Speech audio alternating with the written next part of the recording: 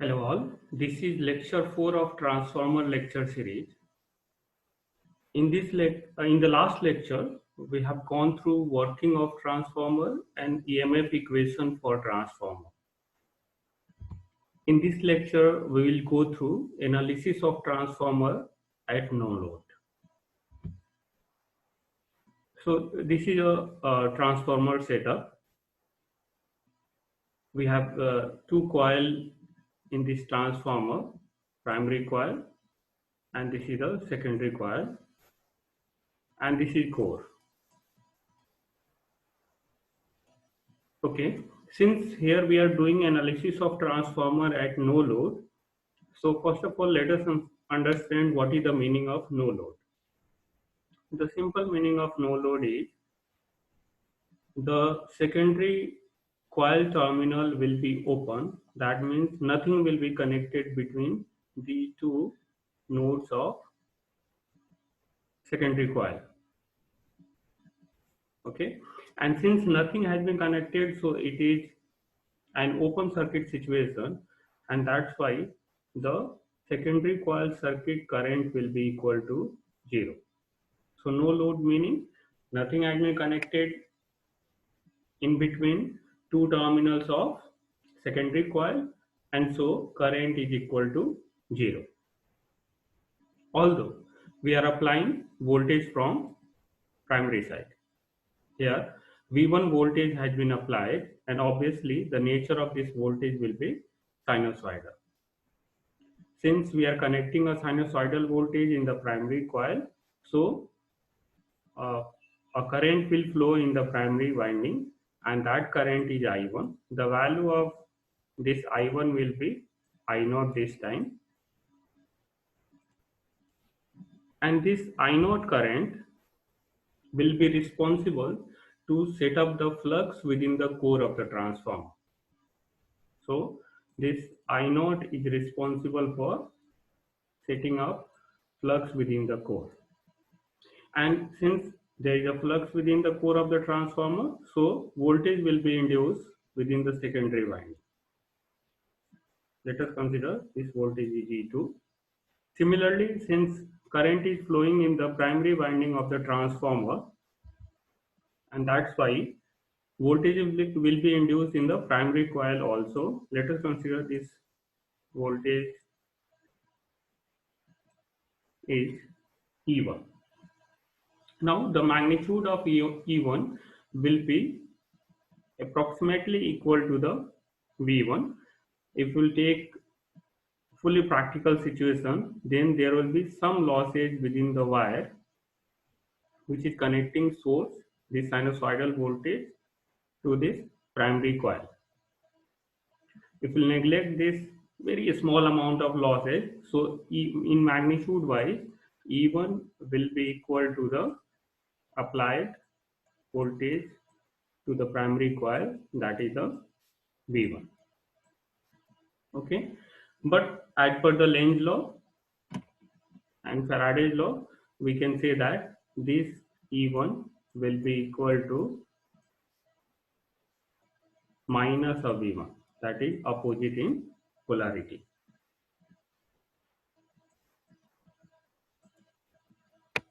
Here I1 current is flowing in the primary coil, which value is I0 this time. So this I0 can be resolved in two components. One is IW and another is IM. This IW is known as working component, whereas IM is known as magnetizing component. This IW component will be in phase with applied voltage V1, and this working component is responsible to handle the losses which is happening within the transformer. We'll go through in coming lecture what are the different losses in the transformer. For the time being, we just have to understand this IW component is responsible. IW means working component is responsible for handling the losses which is happening within the transformer. The second component, and its value will be equal to how much? IW will be equal to I naught cos phi naught. This phi naught is what? It is the angle between V1 and I naught. In the coming slide, we'll go through this.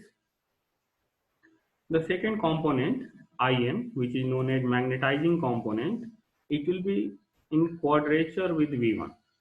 That means the angle between V1 and Im will be equal to 90 degree, which is known as quadrature.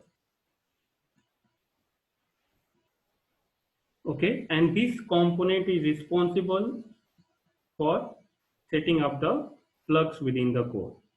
So this phi will be set up due to this magnetizing component Im, and its value will be equal to I naught sine phi naught, where phi naught again is the angle between voltage V1 and I naught, the angle between the two quantity I naught and V1.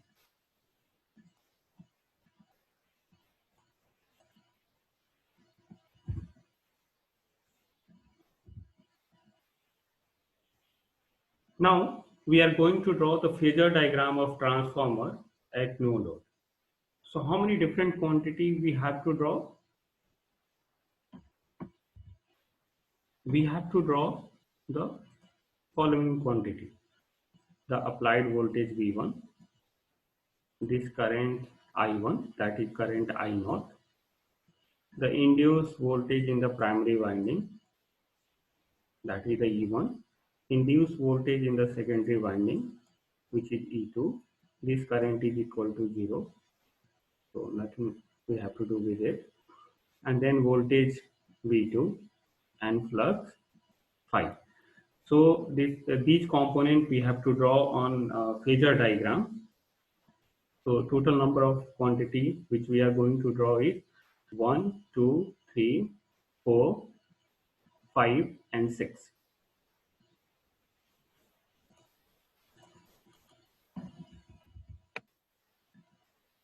Now what is the phasor diagram? I hope you all know it.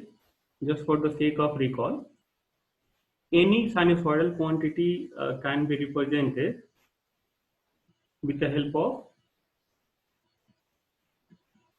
phasor notation. For example, suppose we have a voltage V1 which value is Vm sine omega t plus 60 degree, let us consider. Okay, so one sinusoidal voltage has been given. Remember, phasor representation is only possible for sinusoidal voltage. It could be either in the form of sine or cos. So I can write this voltage in phasor domain, and in phasor domain we represent the quantity by either bold capital letter or bold capital letter with arrow sign. So it is going to be equal to Vm angle 60 degree. Okay, and how we can draw this quantity? We can draw this quantity on real and imaginary axis. Whenever we represent any sinusoidal quantity in form of phasor representation, now we will treat that quantity as complex number or as similar to vector quantity. Okay, so what is the angle? Angle is plus 60 degree and its magnitude equal to Vm. So this will be phasor representation. Okay, if it is minus 60 degree, so it will be drawn over here. This will be minus 60 degree. Okay, at the place of amplitude, most of the time we do represent its RMS value. So we'll write here capital V angle 60 degree or V RMS, anything we can write. Okay. So in this case, what we are going to do, we are going to assume flux as a reference phasor. And so we are going to assume flux will be phi m sin omega t. If flux is phi m sin omega t, so in phasor domain, it can be written as phi phasor equal to phi, its RMS value, angle 0 degree. And that's why it has been represented. Let me draw a separate real and imaginary axis over here. So this is the imaginary axis and this is the real axis. So it will be represented on x-axis since angle is 0 and this is the flux phi. Okay, here it is mentioned. Now we know that in the previous lecture we have seen that how we can find out EMF induced in the coil of the transformer. It is given with the help of this mathematical formula. So the induced EMF E in phasor domain can be written as E equal to its RMS value E angle minus pi by 2. Why pi by 2? Due to this. Okay.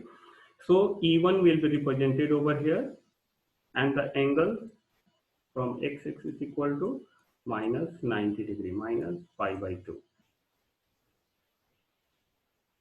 Okay. We know that E1 and V1 is correlated with minus sign.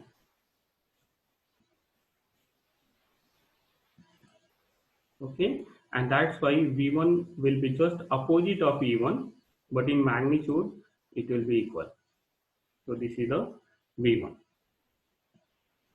Now let us consider the angle between I naught and this quantity V1 is phi naught. Okay, if this angle is phi naught, and since in case of inductor current lags than voltage, and that's why I naught has been drawn over here. So now we can resolve this I naught into two components. One will be towards V1 and this is IW, working component of I naught, and another is on x-axis, that is the IM. And that's why IW is in phase with V1, whereas IM is in quadrature with V1. And what is the value of this IW? IW will be I naught cos phi naught. Similarly, this IM will be equal to I naught sin phi naught.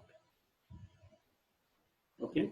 Now, what about E2? That is the induced voltage into secondary coil. So both E1 and E2 will be in phase. That we have already understood in case of working of transformer. And so E2 will be drawn towards E1. Only magnitude will differ. Magnitude depends on the turns ratio. Here I have considered the step-up transformer, and that's why magnitude of E2 is larger than magnitude of E1. And obviously, whatever voltage is induced in the secondary coil, that is the output voltage, that is the V2, and so V2 will be exactly same than E2. Okay, so this is the phasor diagram of transformer at no load, and this is the analysis which we have to do related to the no load condition. Now suppose I have to find out the magnitude of I naught. If I am knowing the a working component and magnetizing component. So with the help of vector mathematics, we can easily find out the magnitude of I naught, and magnitude of I naught will be equal to IW square plus IM square. The power factor at no load will be cos phi naught, and from here we can see we can easily conclude that the cos phi naught will be equal to IW upon I naught, and so we can find out how much input power will be drawn, and the input power will be equal to the RMS value of input voltage, that is the V naught, RMS of the primary current, that is the I naught, multiply with power factor, and power factor is equal to cos phi. So this is the V1 I naught cos phi naught. It is the no load input power.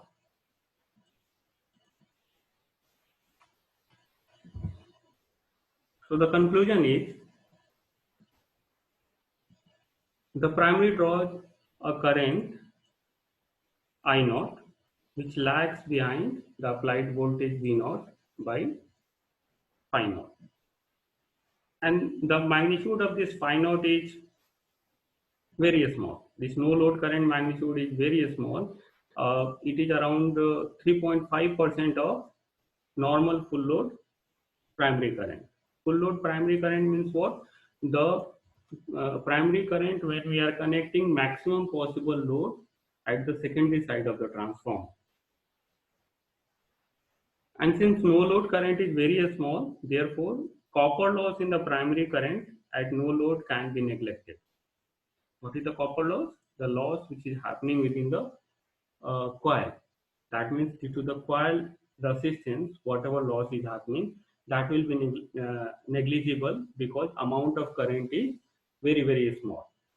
So whatever primary current is being drawn from the source, that is from the V1, that is going to be going for the iron loss which is happening within the core of the transformer.